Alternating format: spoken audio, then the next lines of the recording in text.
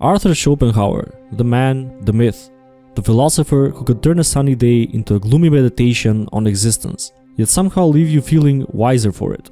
He's often called the pessimist's pessimist, the guy who looked at life and said, yeah, this is all pretty terrible. But here's the twist: Schopenhauer's philosophy isn't about wallowing in despair. It's about understanding the human condition so deeply that you actually free yourself from it. Life for Schopenhauer was a battleground between hope and suffering. But through his eyes, we can uncover something profound, a way to navigate this chaos with wisdom, resilience, and maybe even a little grace. Today, we're taking a journey into his world, unpacking his ideas and seeing how they can make a meaningful difference in your life. By the end, you might not only understand Schopenhauer's worldview, but you'll also have a toolkit for living more intentionally in a world that often feels relentless. At the heart of Schopenhauer's philosophy lies a concept as powerful as it is unsettling: the will. Not your personal willpower or determination, but a universal, blind, and insatiable force that drives all life. Think of the will as an engine behind every action you take, every goal you set, and every desire you chase. It's not rational, it doesn't care about your happiness, and it never ever stops. For Schopenhauer, life is like a hamster wheel powered by the will. You run and run, chasing satisfaction, only to realize you're not actually getting anywhere. When you get a promotion, or find love, or buy a new car, it only lasts for a fleeting moment, whether it's 2 weeks or 2 months. The will doesn't let you rest because it thrives on desire. And desire, as Schopenhauer observed, is an endless loop. Schopenhauer didn't present this as a doomsday proclamation. He simply wanted us to wake up to the fact that chasing the next thing won't bring lasting fulfillment. It's like trying to quench your thirst by drinking salt water, but the more you indulge, the thirstier you get. Once you see the will for what it is, you can begin to reclaim some power over it. Here's how you can start applying this today. Take a moment and reflect on something you've been obsessing over. Maybe it's a job, a relationship, or even just a new pair of shoes. Ask yourself, is this going to satisfy me? Or is it just another stop on an endless treadmill? Don't beat yourself up for wanting things. That's human. But when you acknowledge that the satisfaction is temporary, you can start focusing on what truly brings value to your life. For example, instead of chasing possessions or accolades, invest in experiences, build relationships, create something that matters to you. Schopenhauer wasn't saying to abandon all ambition. He was saying to stop letting the will dictate your life. When you recognize the game, you can start playing it on your own terms. Schopenhauer's most infamous idea is that life is suffering. But let's be clear, he wasn't trying to depress you. He was trying to liberate you. To him, suffering is the default setting of existence. Why? Because as long as the will drives you, we're perpetually dissatisfied. Even in moments of happiness, there's a shadow of longing, either for more of the same or for something else entirely. Think about it. When was the last time you felt completely content? Not fleetingly, but truly at peace. If you're like most people, those moments are rare, and that's okay.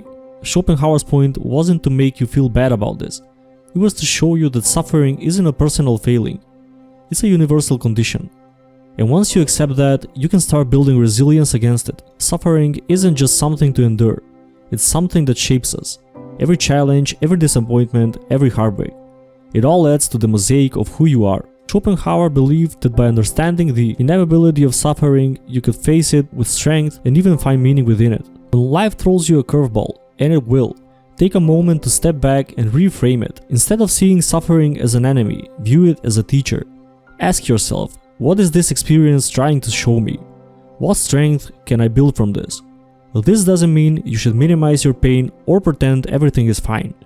It means recognizing that every storm you weather makes you stronger for the next one. One simple practice is gratitude journaling, but with a twist. Instead of listing things you're grateful, write about the challenge you faced and what you learned from it. Over time, you'll start to see hardships not as roadblocks, but as stepping stones to a more resilient self.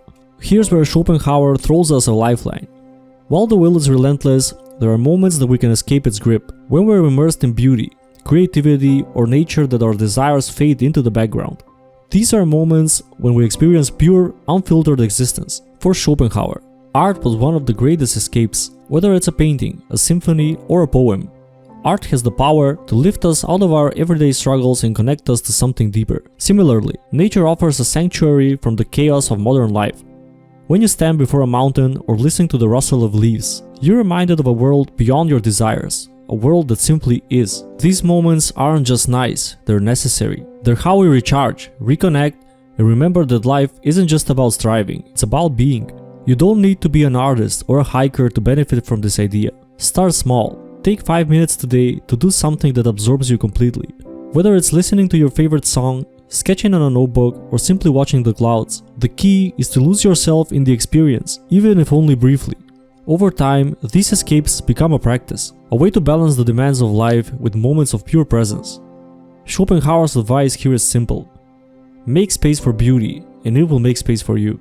Now you might think Schopenhauer's worldview sounds solitary, even self-centered. But Schopenhauer believed that compassion is one of the highest virtues a person could cultivate. Why? Because when you act with compassion, you momentarily transcend the will. You step outside your own constant craving and recognize the suffering of others. It's a reminder that we're all caught in the same existential struggle. We're all hamsters on that wheel, but with showing kindness, we lighten each other's load, even if it's only for a moment. This wasn't just a philosophical idea for Schopenhauer. It was a call to action. Compassion is the antidote to selfishness and the bridge to a deeper connection with humanity. And in a world that often feels divisive and chaotic, isn't that exactly what we need? You don't need grand gestures to practice compassion.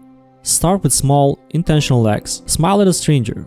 Listen without interrupting when someone shares their struggles. Or send a message to a friend just to check in. These little moments add up. Another way to practice compassion is to reflect on the shared humanity of the people around you. The person who cut you off in traffic, maybe they're having a terrible day. Your coworker who seems distant, they might be dealing with something you can't see. Schopenhauer's philosophy invites us to view others not as obstacles, but as fellow travelers on this bumpy road we call life. Schopenhauer was no fan of noisy crowds or shallow socializing. For him, solitude wasn't loneliness, it was liberation. He believed that to truly understand yourself, you need to spend time with yourself, away from the chatter, the expectations, and the distractions of the world. Think about it. When was the last time you were truly alone? Not scrolling on your phone, not filling the silence with music or podcasts, but just sitting with your thoughts. It's uncomfortable, isn't it? But that discomfort is where growth begins. Schopenhauer saw solitude as a fortress, a place where you could retreat, reflect, and recharge. It's where you confront your deepest fears and desires, but also where you discover your greatest strength. Because in solitude, there is no one to impress, no one to compare yourself to. It's just you, raw and unfiltered. If the idea of solitude feels overwhelming, start small. Set aside 10 minutes a day to be completely alone. No screens, no distractions, just you. Use this time to reflect, journal, or simply sit in silence. Over time, you'll find that these moments of solitude become a source of clarity and calm in your busy life. You can also turn mundane activities into moments of solitude, like washing dishes. Let it be a meditative practice. Walking to the store, leave your headphones at home, and pay attention to the world around you. Schopenhauer's message is clear. Solitude isn't something to fear, it's something to embrace. In a world obsessed with trends, appearances, and social validation, Schopenhauer's philosophy feels like a breath of fresh air. He believed that living authentically means being true to yourself, even when it goes against the grain. It's about aligning your actions with your values, not with what society expects of you. But living authentically isn't easy. It means facing uncomfortable truths about yourself and making choices that might not be popular or convenient. It's about prioritizing your inner fulfillment over external approval. And in a culture that often rewards conformity, this takes real courage. Start by asking yourself one simple question. What do I really want? Not what your parents want, not what your friends expect, but what you want. Write it down. Be honest. Then take one small step toward aligning your life with that truth. This might mean saying no to something that doesn't serve you or taking a risk on a passion that you've been ignoring. Authenticity isn't about grand gestures, it's about making choices that feel true to who you are, even in the smallest ways. For Schopenhauer, art wasn't just entertainment, it was a window into the human condition. He believed that great art could help us see the world more clearly, stripping away the noise of our desires and revealing deeper truths. Take music for example. Schopenhauer saw it as the purest form of art, because it speaks directly to your emotions. When you listen to a piece of music that moves you, you're not thinking about your to-do list or your worries. You're simply feeling, and in that moment, you're free from the will. Art has this unique ability to connect us to something larger than ourselves. It reminds us of our shared humanity, our struggles, and our beauty. And in a world that often feels chaotic, art is a sanctuary. You don't need to be an artist to benefit from this idea. Find ways to engage with art that resonates with you. Visit a gallery, read a novel, or watch a film that challenges your perspective. And don't just consume art, create it. Write, draw, sing, or dance. Even if you're not good at it, the point isn't perfection, it's expression. Schopenhauer's lesson here is simple. Art is a lifeline. Use it to explore, to escape, and to reconnect with what truly matters to you. Schopenhauer had a great appreciation of nature, seeing it as a place where the world's chaos subsides. When you stand before a mountain or watch a river flow, you're reminded of a world that existed long before you and will continue long after. Nature doesn't strive or desire, it simply is. And in that stillness, there's a profound sense of peace. In nature, we're humbled. Our problems feel smaller, our egos quieter. It's a place where we can reconnect with the simplicity of existence and find solace in its rhythms. You don't need a forest retreat to experience this. Take a walk in your local park, sit by a tree, or even just open a window and listen to the birds. Pay attention to the details, the way the leaves move in the wind, the sound of water, the warmth of the sun on your skin. Make this a regular practice. Even a few minutes a day can remind you of the beauty and simplicity that Schopenhauer so valued. At the end of the day, Schopenhauer's philosophy isn't just about giving up on life, it's about understanding it deeply. He teaches us that suffering is inevitable, but so is beauty. The will is relentless, but so is our capacity for resilience, compassion, and joy. Life may be a storm, but within it, there's always a place to dance.